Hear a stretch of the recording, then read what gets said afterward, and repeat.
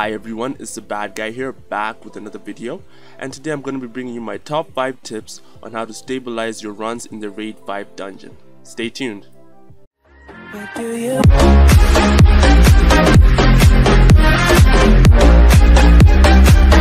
Alright guys, now these 5 tips that I have for you are not in any specific order, they're all important, so when trying to craft your raid team or improve your raid team, you want to consider them all. So they're really ranked in this order just for convenience more than anything. Alright, before I get started, I also want to put in a disclaimer for you guys. I mean, any raid team, any raids is subject to yourself as well as the people that you're raiding with. So any raid, any team can actually fail no matter how good the runes you put on your team are, depending on how good your teammates are, and even sometimes RNG can cause you to fail. So consider that. We're just trying to make your raid teams more and more consistent, and so you can get those gems and grinds and improve yourself further. Alright, now for the first tip I have for you guys, it's to reduce the number of violent sets that you have on your team. Now when I first started my raid team, I had a lot of people on violent, and as I got more and more into raid, I started realizing that the violent sets actually can cause your team to wipe. The main reason this is because of this skill over here for the raid boss.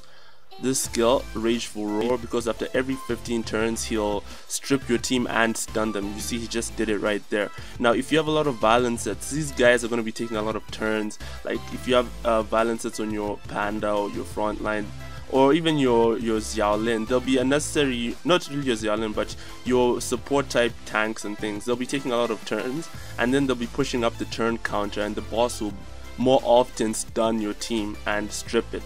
So it can cause your team to wipe if maybe he stuns someone important like your healer or your cleanser. So you want to reduce the amount of violent sets that your team has. Now my recommendation for violent sets is 2 at most on your team. 1 on your cleanser and maybe 1 other one on an important healer. Like on my team I only have 2 sets right now. 1 on Lisa and 1 on Chisun. You reduce the number of violent sets and you'll find that your raid team is more and more stable and doesn't fail as often. Alright guys, now let's move on to the next tip that I have for you guys. The next tip is to add as much revenge sets on your team as possible. Now revenge sets are really good because they're able to put debuffs on the boss without you taking a turn and pushing up the Rageful Roar turn counter. On your team I recommend that your frontline tank like Diaz has revenge, so he can revenge and put on the heal block, or maybe your Panda has revenge as well, so he can revenge and put on the armor break. I also recommend that your Colleen is on triple revenge runes. Mine is on double revenge right now. I don't really have the revenge runes that are good enough to put on her and still be effective, but this does quite well because your revenge runes give you a 15% chance to revenge, right? So if you have 2 sets, that's 30%. If you have 3 sets, that's 45%. So when the boss jumps up and does it for the 3rd jump, because that's when it's most dangerous, when he goes up, there's a huge chance that your Colleen is able to revenge and put on that important attack down debuff, allowing you and everyone else who's raiding with you to survive. So if you have maybe 3 Colleens on each of your teammates' raid teams, so there's a really big chance at least one of your Colleens will be able to revenge when he goes up, and then you will have that attack down debuff, and your teams won't wipe on the last jump, and you'll be able to get those grinds for your team before the run. And yes, basically it will make the run a lot more safer. Other units that can benefit from a revenge set are Hua, but it's not too important to have her on that. Also my Diaz is not on revenge because I don't farm dragons very much, so I don't have very good revenge runes which I can put on them. But if you do farm dragons and you have a lot of good revenge runes, try and put them on your raid team. It will definitely help you out. Alright, now let's get into tip number 3. Now for tip number 3, what I have is the importance of resistance. Now guys, I can't stress the importance of resistance when it comes to raid 5. Before I fixed my team and improved their resistance, I used to fail a lot of the times, and it was just because I didn't have enough resistance on my team. Like I can't stress the importance of this. I see a lot of guys that I raid with, they have decent stats on their monsters, but they have very little resistance, and then they wipe and they're like, why did I wipe? I tell them it's because you don't have enough resistance. Let's go ahead and I show you the resistance of my team is. Here we go. Now, as you can see, the most important units that you want to have high resistance on are one, your cleanser. This one is a must that has to be at least 70% resistance, because most of the times you find 30% resist leaders, which is the Diaz or maybe his Wind brother. You want to have 70% because with the 30, that's 100% basically. And your cleanser is super important because she's able to remove the debuffs on your team. The raid boss can put 3 debuffs on your team: attack speed slow, attack down debuff, as well as oblivion. You want to get that off because it basically cripples your team if you don't get it off fast enough. It's 2 turns of where you're not able to put any contribution, any good damage going on the boss, and you're slow, so the boss basically takes laps around you, and you do not want that to happen. So make sure you have enough resistance on your cleanser first of all. The next one is Colleen. You want to have enough resistance so she can be able to resist the stun for Rageful Roar, and also this attack slow for the attack speed slow for this skill over here, the breath skill, Breath of Doom, so she's able to not get slowed as often, so she'll be able to take more turns, put the attack down debuff on the boss, heal your team, and all that good stuff. Same with Chisun. If you're running a Chisun, all your healers and your support monsters, you want them to have at the very least around 70% or close to 70% as possible. Right now we're using a resist leader from this guy, so it's basically 40%. We don't really need that much. My Chisun has 66, which is close enough, only 4 less than 70. My Diaz has 60%, which is just a bit less than 70, 10% less, but that's okay, it's not the most important.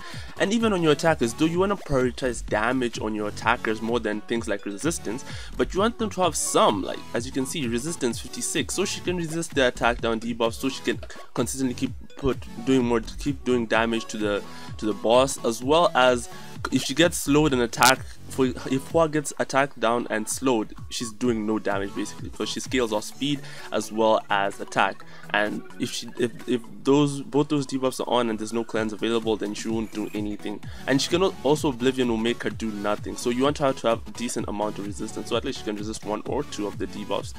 Xiaolin as well has a decent amount of resistance, so resistance is very important, so think hard about how you're going to rune your monsters and give them enough resistance so they're able to resist the debuffs that the boss puts on, and eventually have more contribution, and not wipe. Because for example, if the boss jumps and he stunned an important person like your Colleen because she had low resistance, you can get attack down debuff on and then you wipe, so you want to avoid things like that happening.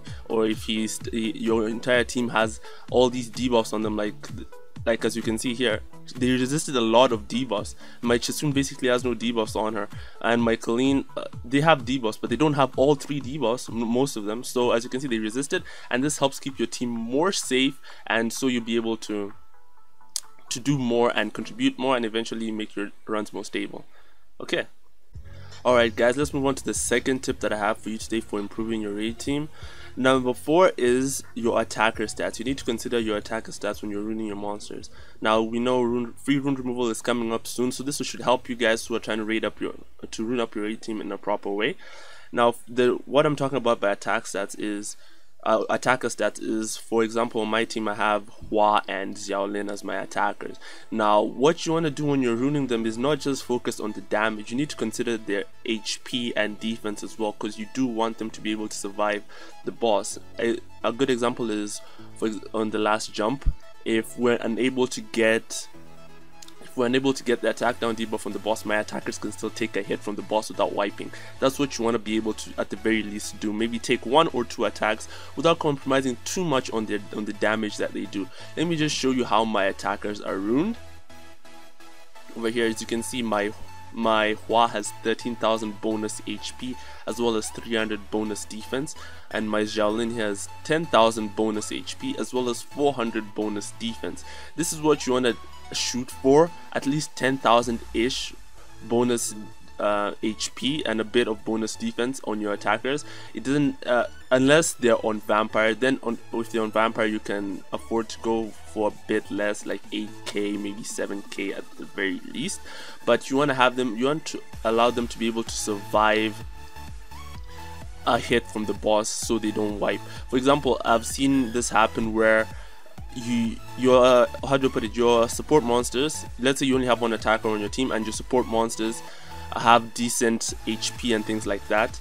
So your support monsters, there's no attack down debuff on the boss. The boss goes, hits your team, your two or one attacker dies, and then you're just left with the team of supports. So, and then you're unable to contribute any damage to kill the last third of HP of the boss, and then you may end up failing like that.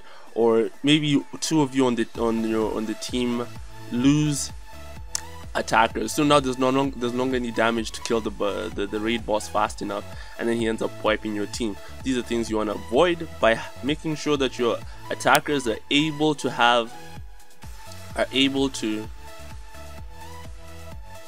that was a fast run. That making sure your attackers are able to making sure that your attackers have enough HP and defense on them to survive. That's very important. Alright guys, for my final tip for you guys today on how to make your raid team more stable, I have is you guys should not underestimate the power of attack bar reduction. Now what I mean by that is I have 2 units on my team that are able to reduce the attack bar, and those are my 2 attackers, Xiaolin and Hua. That's why you see they're basically staple units when it comes to raids, as well as the Water Assassin. She also does the same thing, she reduces attack bar. Now you may wonder, what's the point of reducing the attack bar? Well, it makes sure the boss isn't able to move and hurt your team or put debuffs on your team, you understand? So monsters like Xiaolin has an inbuilt revenge, and if you put on revenge, that ability to revenge, how it increases. So she may go with the first skill and then proc her second skill and reduce the boss's attack bar, and it's not a passive skill like Hua, so it's able to reduce 50%, if I'm not mistaken, 50% of the boss's attack bar. 50% of the boss's attack bar with 1 hit, and she can proc this over and over. It's a skill that works with RNG, so the boss may hit her and then she procs her first skill and procs her second skill, just like that. So she's able to constantly reduce the boss's attack bar, and this works very well in tandem with Hua. Hua also reduces the boss's attack bar by 25% with each hit, so, and she can hit twice, so she can reduce it by 50%. And like this, they're able to keep the boss's attack bar down and able to keep the debuffs of your team, so you're able to do more damage, and it's a cycle like that. So if you have any of these units, consider building them and giving them really good runes, giving them some decent accuracy. You don't have to focus on accuracy really, because I'm not sure what the cap is, but it's not high enough. I think maybe 30% and you're good, and you're able to get that from just random stats on your runes. So if you have some, it's good. It will help you reduce the boss's attack bar and keep your team relatively safer.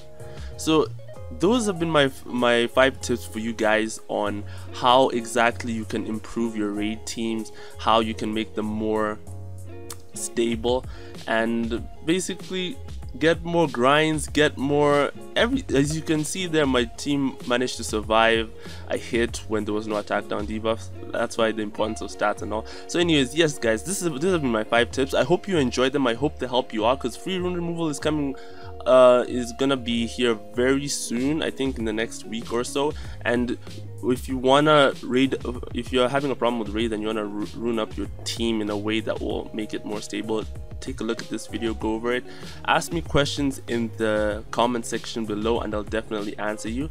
And thanks a lot for watching guys. After this, I'll show you my runes and on the team that I'm using, so maybe you can use them as a benchmark for how to stat your team. 1 second, let's just go back to the raid. Okay, I'll show you during the next raid if we can get this guy to go, but the raids are really fast. a good benchmark for timing for raids is 2 minutes, and something is really good, to be honest, especially when you're raiding the public. If you can get a team that can do the raids that fast, stick with them, don't leave or anything like that. Maybe even try and add them afterwards, because you can raid with them later on.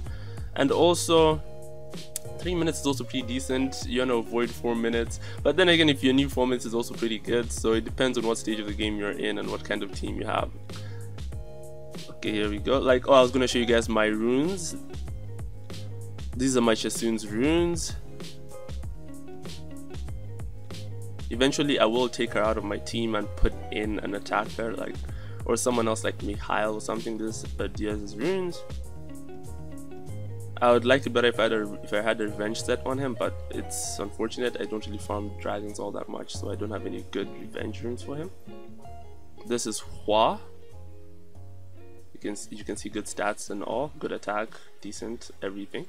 This is my Xiaolin on a revenge set right here, Fatal Revenge, and she works very well for me. Okay, and then we have my Colleen here.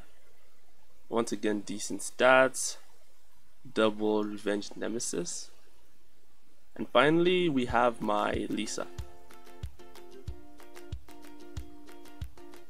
And there we go. Alright, that has been my team, and that has been my 5 tips for you guys. I hope it really helps you guys out and you can improve in raids. Hopefully I'll find you guys in raids. If you see me one day, I'm always raiding. I'll love it if I can raid with some of you guys. And thanks a lot for watching, guys. I'll see you guys in the next video, and bye.